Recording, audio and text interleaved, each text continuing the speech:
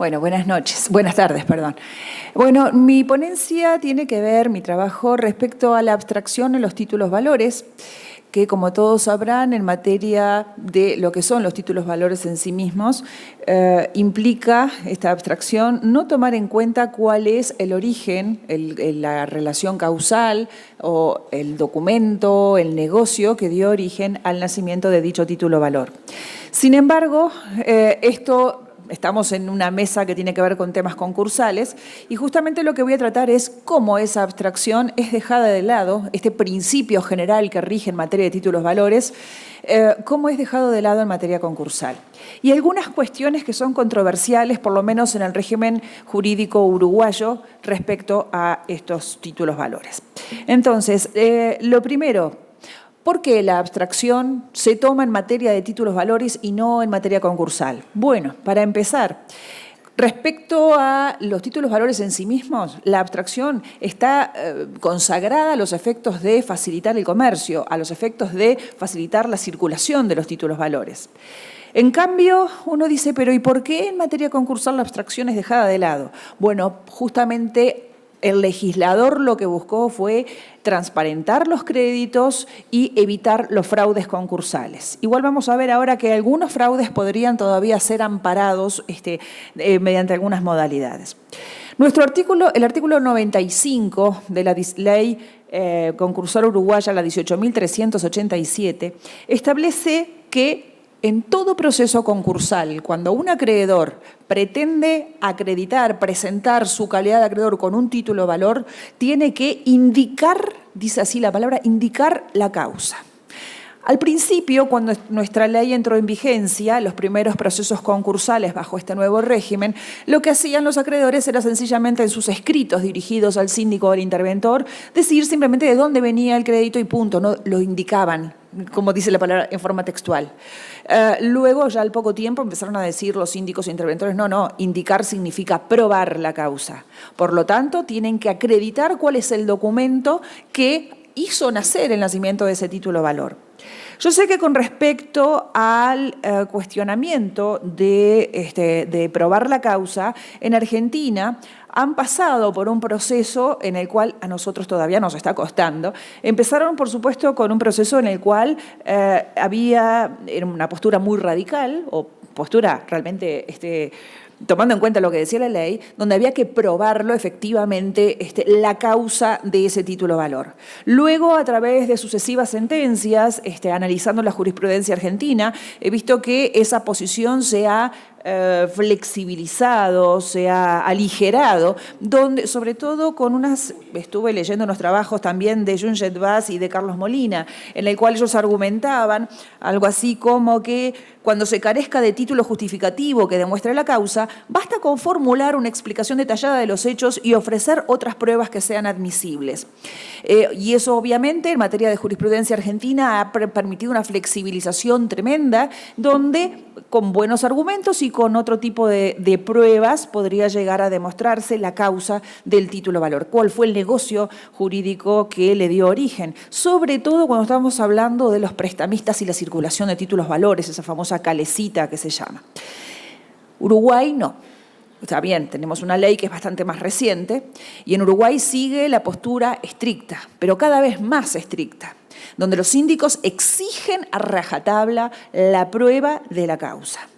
Tanto es así, ¿qué tiene de bueno? Como decía el doctor Rillar recién. Bueno, que a la hora de constituir la masa pasiva, tenemos una gran ventaja y es que eliminamos muchos créditos, de muchos que vienen con títulos valores, pero hay una injusticia y es que hay muchos acreedores que realmente no son fraudulentos, ni fueron arreglados, ni nada por el estilo, que no tienen cómo demostrar su causa. Es más, muchos bancos también a veces daban préstamos o líneas de crédito. Bueno, las líneas de crédito generalmente tienen documentos que los avalan, pero a veces eran pequeños créditos y lo único que tenían era un vale o les hacían firmar un documento obligacional, pero no era un contrato de préstamo, de mutuo, etcétera.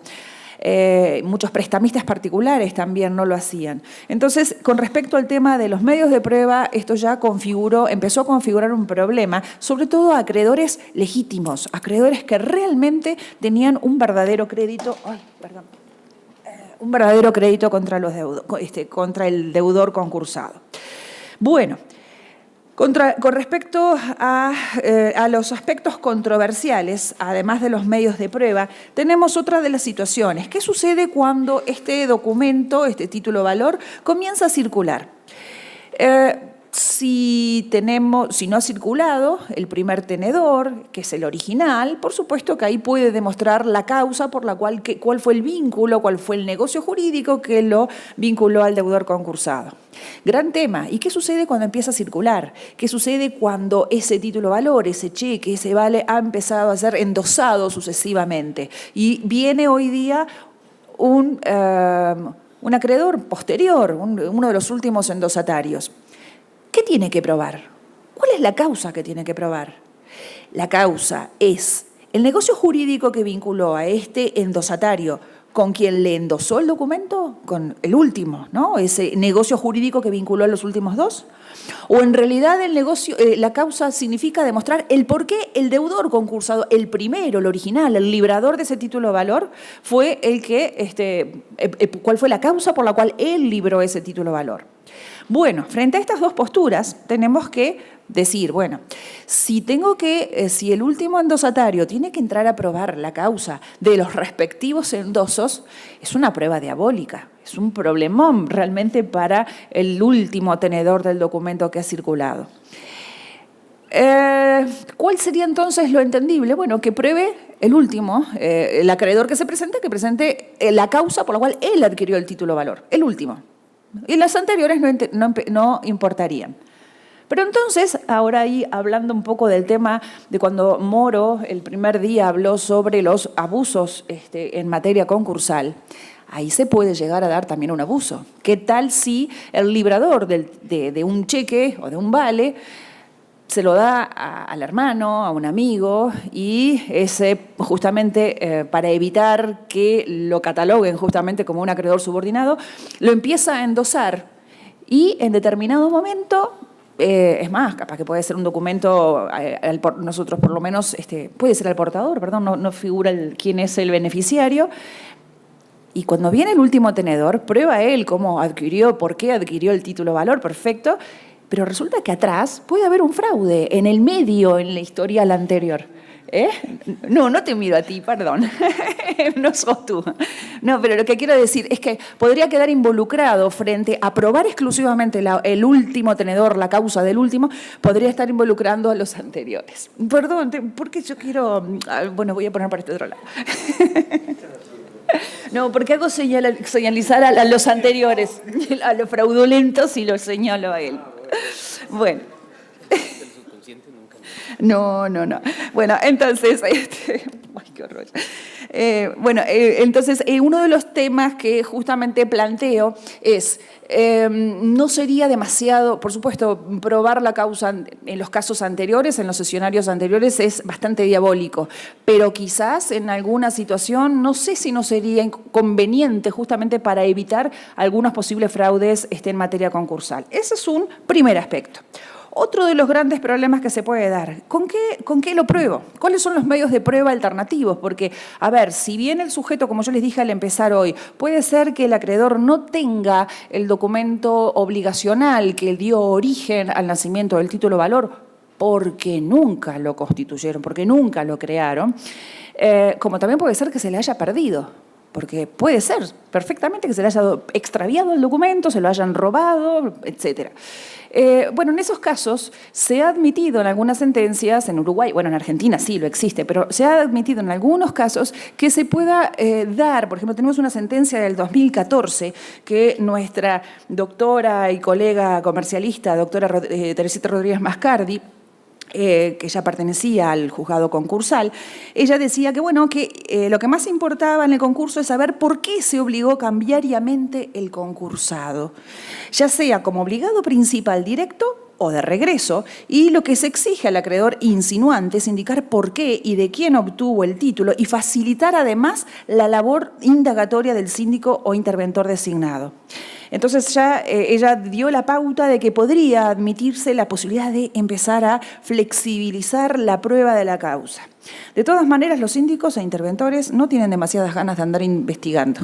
Realmente, en la mayoría de los casos, lo que quieren es probar. Y si no me traen la prueba, directamente esos créditos son dejados a un lado, es decir, no se verifica esos créditos. Por otra cuestión que se ha dado en muchas sentencias, que, por ejemplo, trae el acreedor, para demostrar la existencia de por qué se libró un título de valor, trae una factura. Y bueno, la factura me está documentando la compraventa de una máquina, de mercaderías, etc. Y se ha dado también el rechazo de muchas, se ha rechazado esa causa. ¿Por qué? Porque se han emitido carta de pago, porque se ha emitido el recibo en la cual está diciendo, ya recibí el dinero. Pero tengo acá el cheque, tengo acá un vale, pero justamente coincide con la cifra de la factura, sí, pero se emitió un recibo, con lo cual ya se dio la carta de pago. Por lo tanto, señor acreedor, usted no tiene derecho a verificar. Su crédito es rechazado. Y se han dado varias situaciones en las cuales no sé si por ignorancia del deudor concursado o por mala praxis de los profesionales que los asesoran, del contador, del empleado que lleva la contabilidad, no sabemos cuál es la razón, pero se han dado varias situaciones y hace que el problema del acreedor que quiere demostrar la causa presenta la causa, pero resulta que en los libros aparece como que fue pago porque se emitió un recibo de pago. También el tema de cuando hay alguna sentencia en la cual hubo una compraventa de acciones entre distintos accionistas de una sociedad anónima, se firma, se hace un pago en cuotas, se firman vales por esas cuotas respectivas, pero resulta que esos vales terminan en poder de la propia sociedad cuyas acciones se estaban vendiendo. Por montos muy importantes. Entonces, entonces se plantea cuando se presentan, no era la sociedad, estaba en manos de un tercero. Entonces, cuando la sociedad concursa, se presentan los acreedores con esos vales. Entonces le dicen, pero ¿y por qué usted? ¿Qué tiene que ver usted? Pero ¿cuál es el origen? Porque usted además no es el endosatario. Entonces, obviamente no era muy fácil demostrar. Se han dado muchas situaciones de esas discordancias entre la causa verdadera y la emisión del título valor. Otra de las cuestiones también, ¿y si ese título valor incluyera intereses y comisiones? Yo puedo librar un cheque en el cual puedo pagar una prestación de un arrendamiento de un servicio, arrendamiento de obra, con un cheque determinado, se lo entrego a una persona, el futuro concursado, ¿no? Está librando un cheque, pero resulta que ahí ya se incluyeron comisiones, intereses, gastos adicionales. Nosotros tenemos un régimen de que las multas y recargos y los intereses son créditos subordinados y el acreedor debe discriminar lo que es capital y lo que es intereses, porque el capital sí, puede ser un crédito quirografario, pero los intereses son créditos subordinados. Entonces está la obligación, pero el título de valor es un único título. Entonces ahí también tenemos un problema y cuando yo presento la causa, ahí es donde yo puedo hacer la distinción y obviamente el síndico interventor, al verificar el crédito, hace esas separaciones, más allá de que presente un único cheque, por ejemplo. Finalmente, otra de las cuestiones que se plantean, ya con esto voy terminando, ¿qué sucede cuando el acreedor se presenta con una sentencia derivada de un juicio ejecutivo? ¿Qué quiero decir? Tenía un cheque, tenía un vale, no me lo pagaron, antes de que el deudor concursado fuera declarado en concurso, inicio un juicio y se inicia el juicio ejecutivo, tengo la sentencia. Y cuando el deudor concursa, ¿qué hago? Me voy con la sentencia por la cual se condena al deudor a pagarme una suma de dinero que derivaba ¿de qué? De un título valor. En esas circunstancias, la propia ley 18387 establece que en el artículo, espera un momentito, artículo 100, si no estoy equivocada, bueno, se me traspapeló el artículo, no importa, artículo 100, sí, que estos acreedores con sentencias firmes no necesitan verificar. ¿Qué es lo que tienen que hacer? Denunciar su crédito, sencillamente denunciarlo. Y acá tenemos otra de las cuestiones, denunciar una sentencia. ¿Y no puede encubrir un fraude también dentro de un concurso? ¿Por qué? Te voy a señalar a ti. Supongamos que yo soy la deudora concursada, la futura, la deudora que después me van a concursar. Emito un cheque a Rubén y le digo, mira, eso es mi amigo, toma, te doy un cheque por $100.000, ejecutalo, yo no voy a poner excepciones y arreglamos después a medias. Y él hace el juicio, bueno, sí, hace el juicio, tiene la sentencia, y después se presenta al concurso como uno de mis acreedores por $100.000. Pero resulta que era todo cuestión, era un crédito falso. O sea, él no hubo una verdadera causa, pero él aparece con la sentencia. Y no tiene que demostrar la causa. Entonces, uno de los planteamientos que yo hago en esto es, ¿no se estaría encubriendo también situaciones por no demostrar la causa de este tipo de sentencias, situaciones fraudulentas?